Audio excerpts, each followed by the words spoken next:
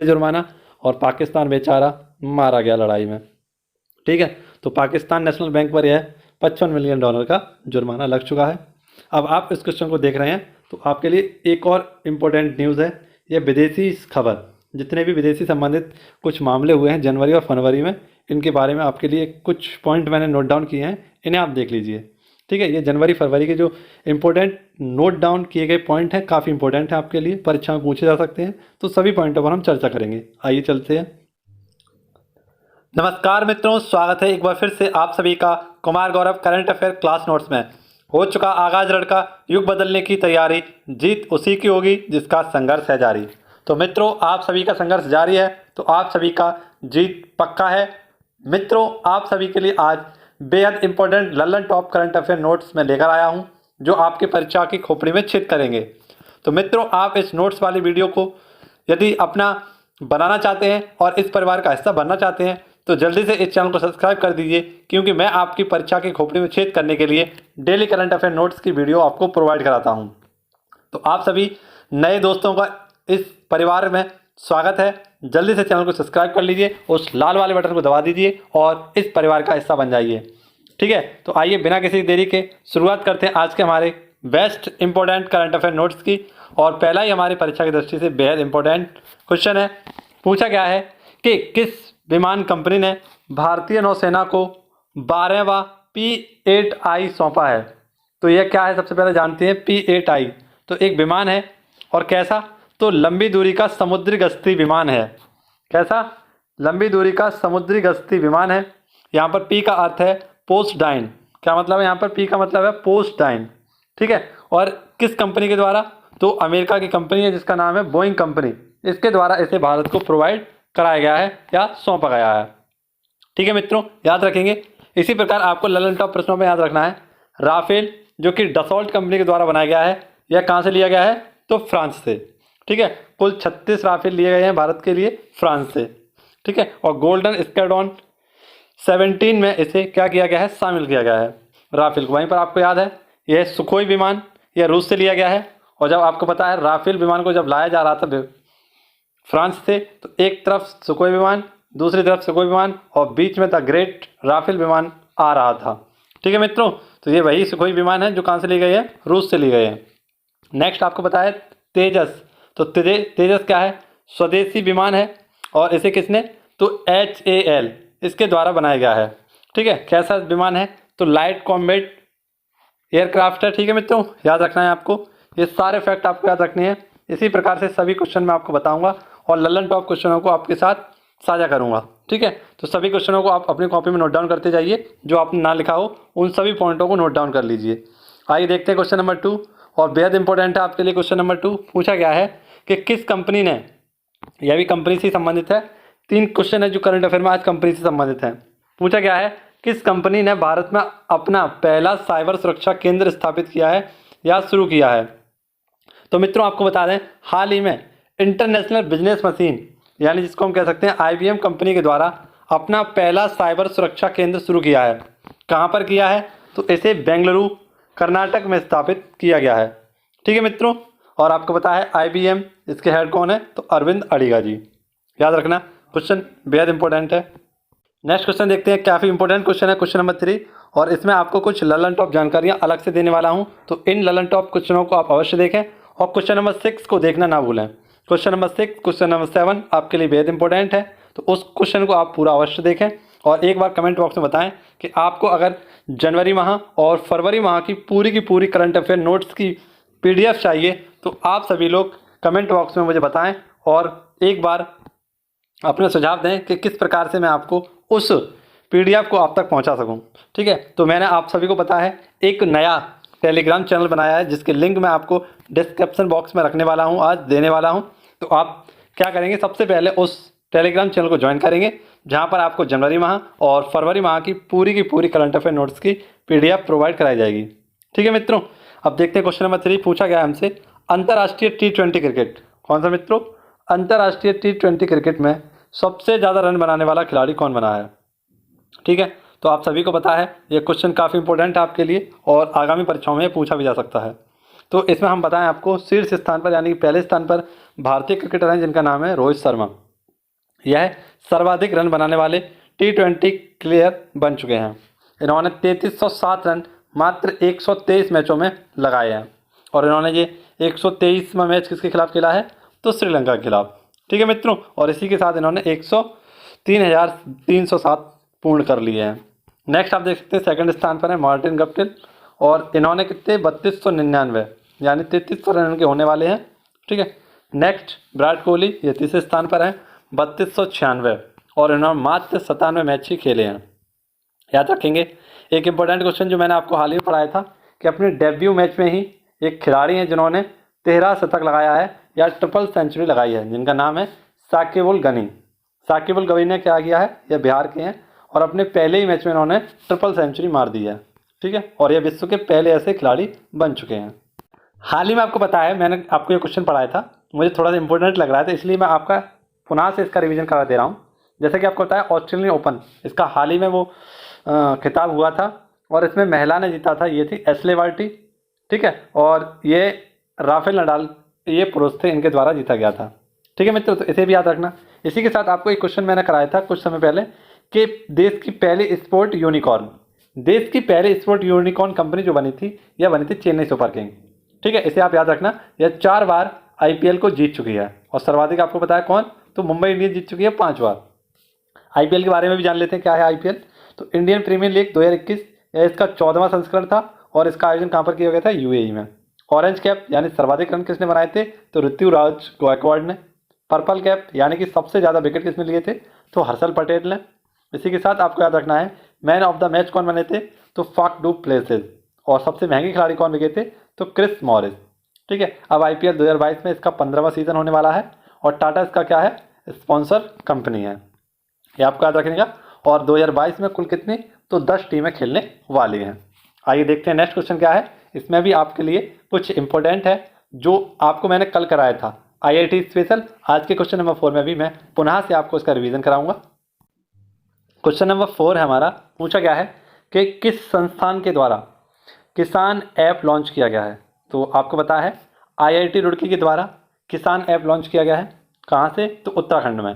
कहाँ पर, उत्तराखंड में इसे किया गया है। और मित्रों आपको बता दें कि यह किसके लिए, तो मौसम की जानकारी को प्रदान करने के लिए। किसे, तो किसानों को।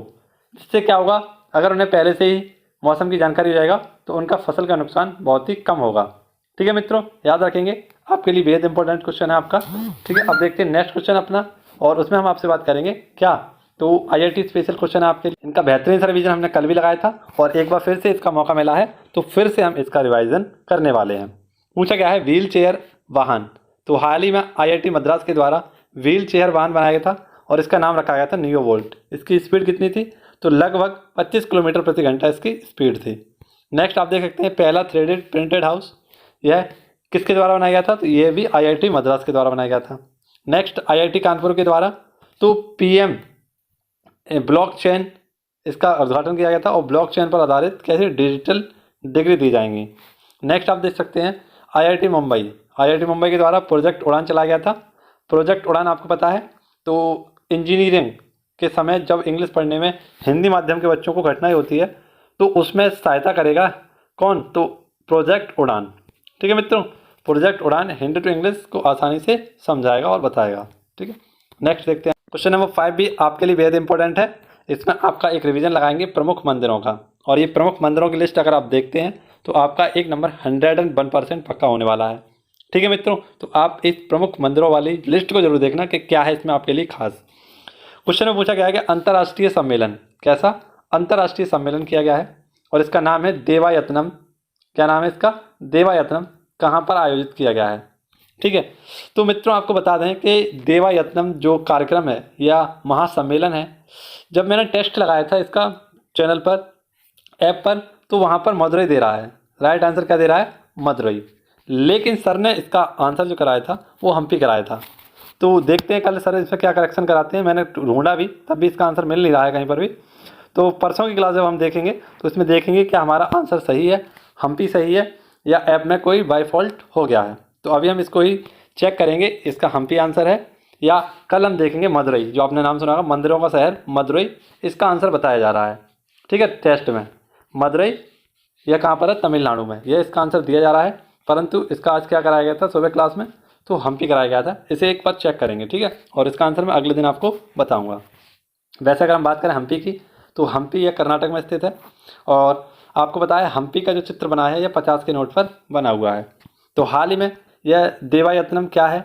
तो एक अंतर्राष्ट्रीय सम्मेलन है, और मंदिरों की वास्तुकला को बनाए रखने के लिए किस प्रकार से इसको आगे बढ़ाया जा सके, इसके लिए 25 से 26 फरवरी के बीच में एक सम्मेलन रखा गया है, और यह अंतर्राष्ट्रीय सम्मेलन है। इसमें क्या होगा? तो नागर, बेसर और द्रविड़ शैली के जितने भी मंदिर हैं, इन सभी मंदिरों का क्या किया जाएगा? विकास किया जाएगा। इसका उद्घाटन किसके द्वारा किया गया था? तो किशन रेड्डी, जो संस्कृति मंत्रालय के मंत्री हैं प्रेजेंट टाइम पे, किशन रेड्डी, इनके द्वारा इसका उद्घाटन किया गया था। ये मंदिर है आपके लिए, जैसे आप देख सकते हैं कार्तिकेय मंदिर, यह कहाँ पर है? तो यह पुष्कर राजस्थान में है। सबरीमाला का मशहूर अयप्पा मंदिर, यह कहाँ पर है? केरल में है। मावली माता मंदिर, यह छत्तीसगढ़ में है। पटवोसी सत्र मंदिर, यह असम में है। और श्री पद्मनाभ स्वामी मंदिर, यह कहाँ पर है?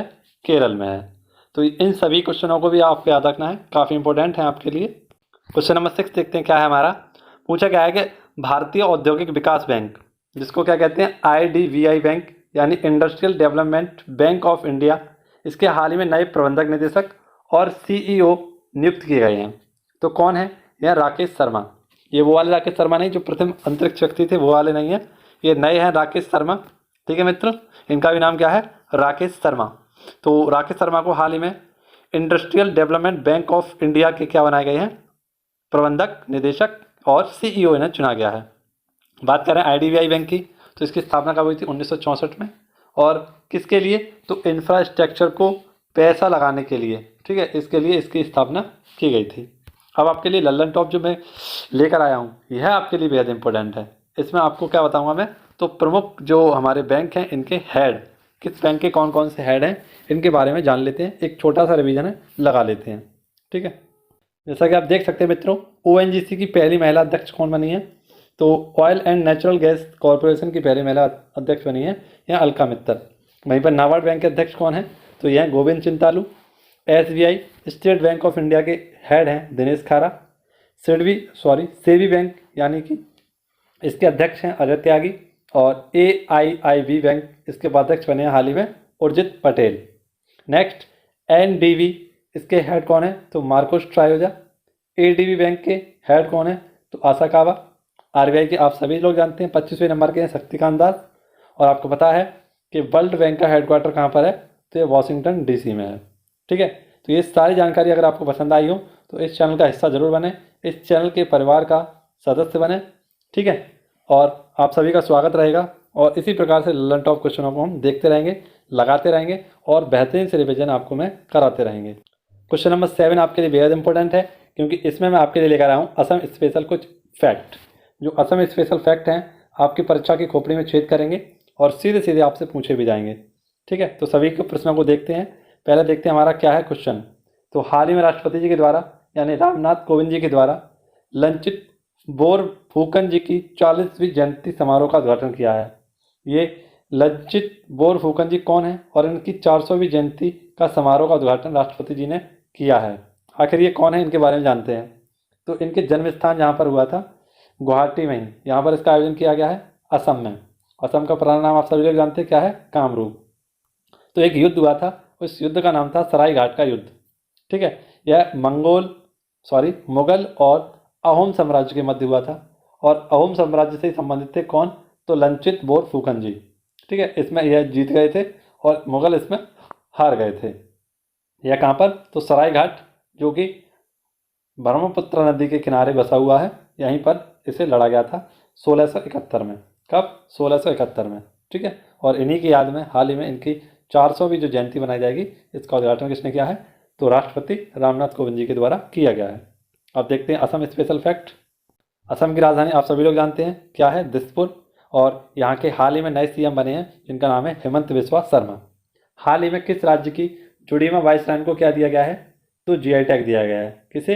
तो असम राज्य की ये जुडीमा वाइसराय थी, जो कि यहाँ के स्थानीय चावल के द्वारा बनाई जाती है, ठीक है। किसके द्वारा? तो डिमासा जनजाति के द्वारा। असम की बात करें तो असम की 2 बार सीमा बांग्लादेश से लगती है, और यहाँ के प्रेजेंट टाइम में कौन है मुख्यमंत्री? तो हेमंत बिस्वा शर्मा जी। यहाँ के कुछ नेशनल पार्क हैं, इनको आपको याद रखना है। जैसे Kaziranga national park, Manas national park, Nameri national park, Orang national park, Dibru Saikhowa national park, Raimona national park और भारत का न्यूनतम नेशनल पार्क जिसका नाम है देहिंग पटकाई नेशनल पार्क, यह भी कहाँ पर है? तो असम में ही स्थित है। यहाँ के दो फेमस डांस आपको याद रखने हैं, सत्रिया और बगरुम्बा। कैसा? सत्रिया और बगरुम्बा। और इसी के साथ आपको याद रखना है बिहू। ठीक है, ये सारे के सारे डांस कहाँ के हैं? तो ये असम के ही हैं।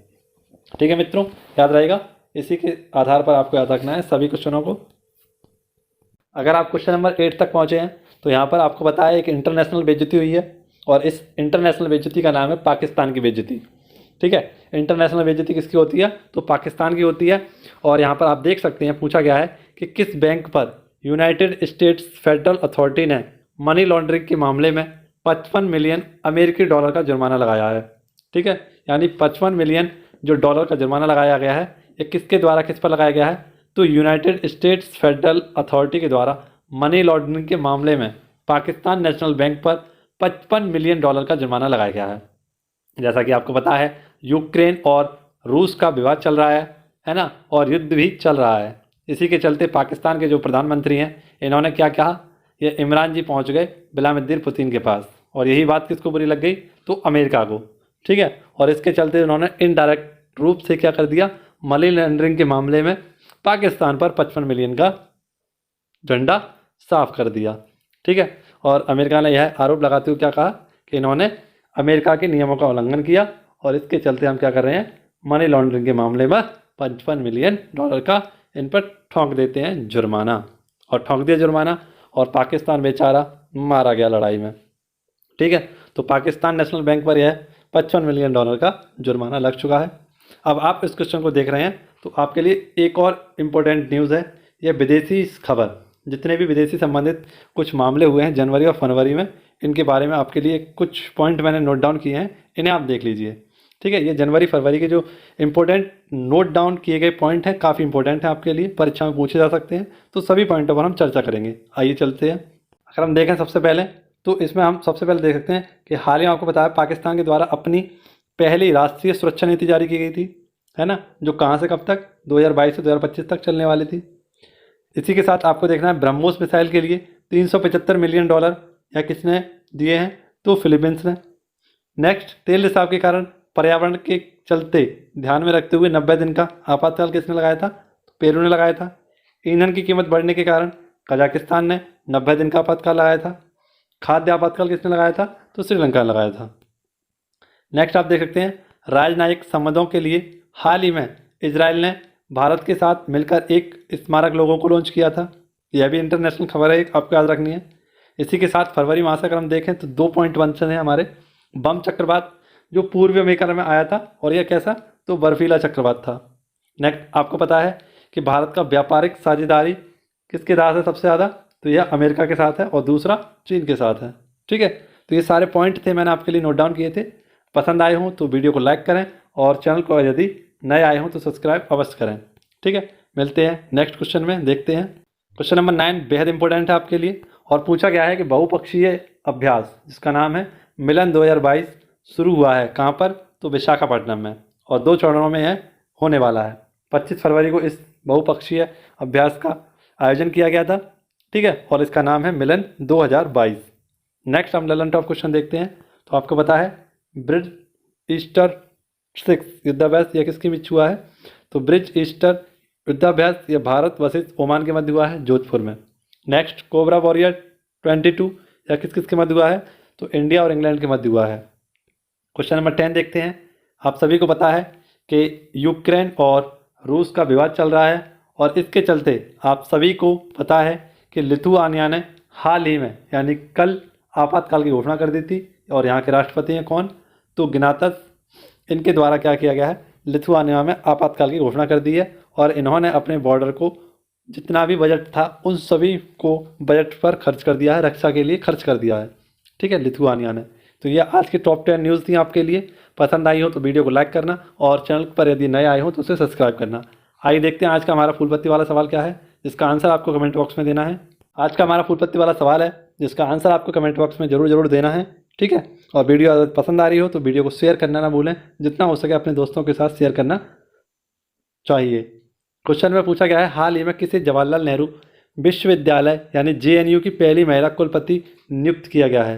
तो मित्रों इन सभी चारों महिलाओं में से किसी एक महिला को JNU की पहली महिला कुलपति नियुक्त किया गया है और इसका आंसर आपको कमेंट बॉक्स में देना है, क्योंकि पिछली कक्षाओं में मैंने इस क्वेश्चन को आपको कराया था। ये हमारा कल का फुल पत्ती वाला सवाल जिसका आंसर आपको हम बताते हैं। पूछा गया है हाल ही में कहाँ पर स्टैचू ऑफ इक्वलिटी का उद्घाटन किया गया है। तो आप सभी जानते हैं इसका उद्घाटन कहाँ पर किया गया है। यह है हैदराबाद तेलंगाना में इसका उद्घाटन किया गया है, स्टैचू ऑफ इक्वलिटी। ठीक है, स्टैचू ऑफ इक्वलिटी का उद्घाटन कहाँ पर किया गया है, तो इसे हैदराबाद तेलंगाना में इसका उद्घाटन किया गया है। तो आज की क्लास में आप सभी के लिए बस इतना ही। यदि वीडियो पसंद आई हो तो लाइक करना ना भूलें और दोस्तों के साथ शेयर करना तो बिल्कुल ना भूलें। ठीक है, इसी के साथ आपसे इजाज़त चाहूँगा।